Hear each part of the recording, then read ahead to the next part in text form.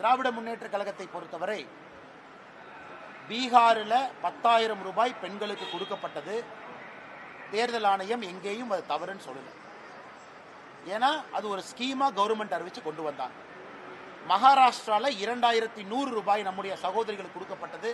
அதையும் தேர்தல் ஆணையம் தடுக்கல. இவங்க இன்னைக்கு சொல்லட்டும், இந்தியாவில் வேற ஏதாச்சும் ஒரு மாற்று கட்சி நண்பர்கள் மோடி அவர்கள் ஆட்சிக்கு வந்த பிறகு எங்கேயாச்சும் மத்திய அரசு தடுத்திருக்காங்களா? ஏன்னா தேர்தல் ஆணையத்தை பற்றி நாம பதில் சொல்ல முடியாது. இண்டிபெண்டன்ட் ஏஜென்சி, தேர்தல் ஆணையமும் தடுக்கல.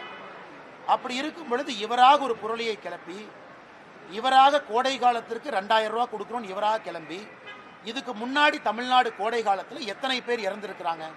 அந்த கோடை காலம் ஞாபகத்துக்கு இல்லையா? 2001, 2 அந்த காலகட்டத்தை விடுங்க. 21, 22, 23, 24 எதுவுமே இல்லாமல் இவர் 5,000 ரூபாய் கொடுப்பதற்காக கொடுங்க. பெண்களுக்கு போற எந்த பணத்தையும் யாரும் தடுக்க போவதில்லை. 1,000 ரூபாய் அறிவிச்சிருக்கிறீங்க, 1,000 ரூபாய் கொடுங்க.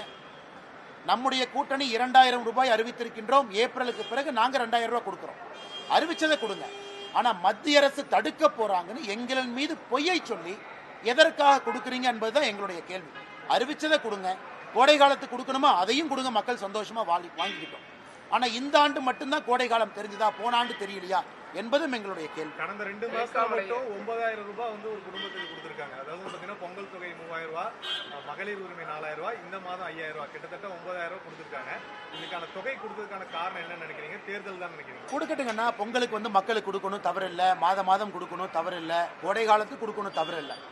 ஆனால் திராவிட முன்னேற்ற கழகம் சொல்வது போல இந்த கோடை கால எலெக்ஷன் வர கோடை காலத்துக்கு மட்டும்தான் கொடுப்போம், மற்ற கோடை காலம் கொடுக்க மாட்டோம் என்று சொல்வதெல்லாம் அரசியல் என்பதைத்தான் மக்கள் மன்றத்தில் வைக்கிறோம். அதே நேரத்தில் நாம் புரிந்து கொள்ள வேண்டும், நாம் ஆட்சிக்கு வரும் பொழுது 2,000 ரூபாய் என்று சொல்லியிருக்கின்றோம். அதையும் மக்கள் புரிந்து கொண்டிருக்கின்றார்கள். திராவிட முன்னேற்ற கழகம் கொடுத்திருக்கக்கூடிய அந்த 3,000, 5,000, 8,000 ரூபாய் என்பது தேர்தலுக்காக மட்டும்தான் கொடுக்குறாங்கன்னு மக்களுக்கு தெரியும். ஆனால் தேர்தல் முடிந்த பிறகு இன்னும் அதிகமாக தேசிய ஜனநாயக கூட்டணியுடைய ஆட்சியாளர்கள் கொடுப்பார்கள் என்பது மக்களுக்கு தெரியும்.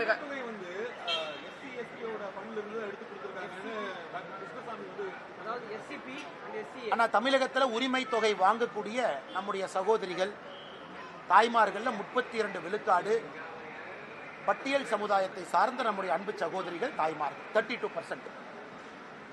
இதுல நம்ம நன்றாக புரிந்து கொள்ள வேண்டும், எஸ்சி எஸ்டி சப்ளான், அதாவது பட்டியல் சமுதாயத்திற்கு பழங்குடி இனத்திற்கு கொடுக்கக்கூடிய சப்ளான் என்பது அவங்களுடைய டெவலப்மெண்ட்டுக்காக கொடுக்கக்கூடிய தனியாக வரக்கூடிய ஒரு பட்ஜெட்.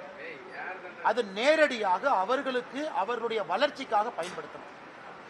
ஆனா இன்னைக்கு மாநில அரசு என்ன சொல்றாங்க, 32 விழுக்காடு இதுல எஸ்சி எஸ்டியை சார்ந்த சகோதர சகோதரிகள் இருக்கிறனால இந்த பிளான் அப்படியே டைவர்ட் பண்ணி கொடுக்கிறேன் அப்படிங்கிறது ஏற்புடையது கிடையாது. பொது பட்ஜெட்டில் இருந்து தான் நீங்க கொடுக்கக்கூடிய பணத்தை கொடுக்கணும். ஏன்னா நீங்க தேர்தல் வாக்குறுதி.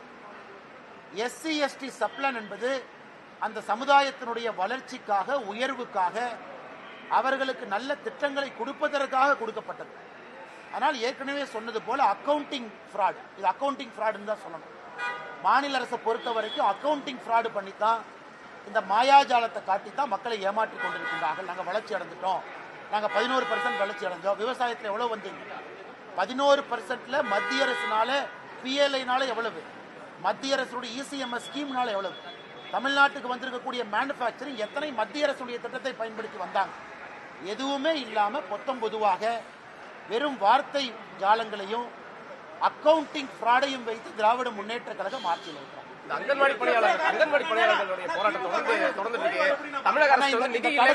கடைசி பட்ஜெட்ல இன்னொன்னு எதிர்பார்த்தோம்.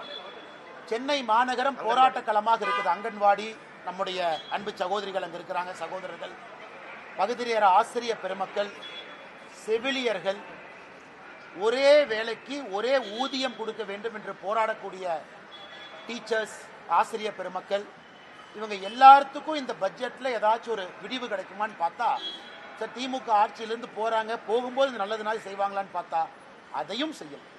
அதனால் அவங்க போராட்டம் தொடர்ந்துகிட்டு தான் இருக்குங்கன்னா அது ரொம்ப ரொம்ப துக்ககரமான ஒரு விஷயம்தான். அவங்க ஏப்ரல் வரைக்கும் பொறுத்துக்கணும். ஏன்னா இன்னி அவர்கள் புரிந்து கொள்ள வேண்டும், பட்ஜெட்ல அவங்களுக்கு இல்லைன்னா இன்னி அவர்கள் திமுகவை எதிர்த்து போராடுவது வேஸ்ட். அவங்க திமுகவை ஆட்சியிலிருந்து அகற்றுவதற்காக இவங்க எல்லோரும் உடன்பட்டு செயலாற்ற வேண்டும் என்பது என்னுடைய கோரிக்கை. அதாவது பகுதி நேர ஆசிரியர் பெருமக்கள், செவிலியர்கள், நான் சொல்வது எல்லாமே, டீச்சர்ஸ்லேருந்து எல்லாருமே, இன்னி அவர்களுக்கு அடுத்த 15 நாள் எதுவும் வரப்போறதில்லை. திமுகவை ஆட்சியிலிருந்து அகற்றி புதிய தேசிய ஜனநாயக கூட்டணி ஆட்சிக்கு வரும் பொழுது இதை செய்வார்கள் என்கின்ற நம்பிக்கை எல்லோருக்குமே இருக்கு. நாங்கள் செய்யவும் போறோம். அதனால் அவர்கள் திமுகவை ஆட்சியிலிருந்து அகற்றுவதற்காக அடுத்த 1 மாத காலம் வேலை செய்ய வேண்டுமோ தவிர, சுட்டரிக்கின்ற வெயில்ல சென்னையில் வந்து உட்கார்ந்து போராடுவது அவர்களுக்கு எந்த லாபமும் கொடுக்க போவதில்லை.